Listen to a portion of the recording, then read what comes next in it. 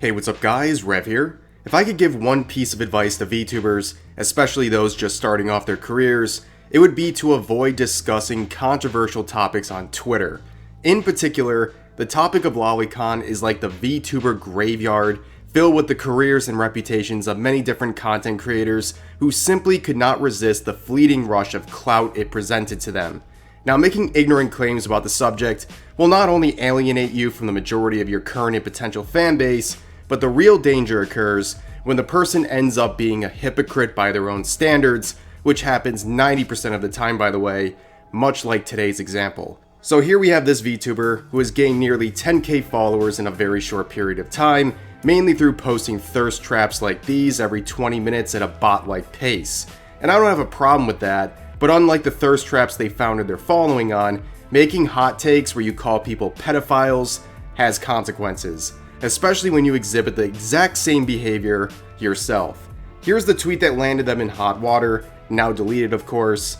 How the F are some of these guys going to write a 20-tweet thread to justify why they like lolly poontang?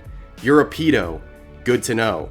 Now, to be fair, a 20-tweet thread about spanking it to some pixels would be more content than V-tweeters like this have produced in their entire career. Now that's edgy as No, but seriously, point me to the 20-tweet thread about this, because I have a strong feeling it doesn't exist anywhere else but in the mind of this VTuber.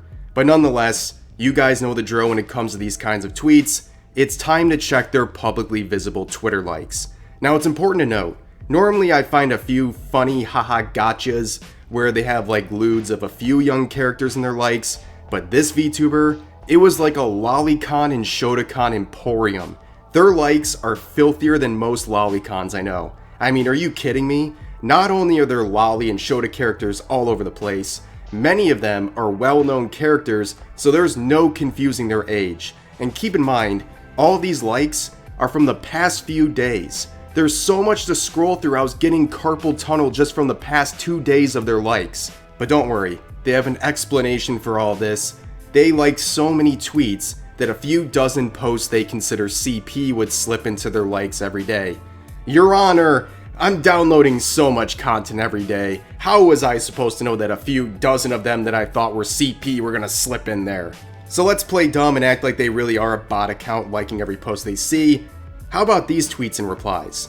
Performing a cover of music from Eromanga Sensei, using gifs of underage characters kissing, including those from the famous incest lolicon ecchi series Yosoga no Sora, purchasing a keyboard with lolicon hentai characters on it, doing a Me and Who featuring lolicon hentai, and much more. And if you're still delusional enough to buy their nonsense, here's lolicon hentai commissioned for them featuring their original character. Despite the censors and the VTubers' insistence that it's not, this is lolly hentai.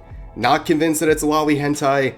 Well, here's a look at the artist Skeb account, which features 100% lolly hentai. So I think it's fair to say this VTuber's commission that they routinely post on Twitter falls within the definition of lolly hentai.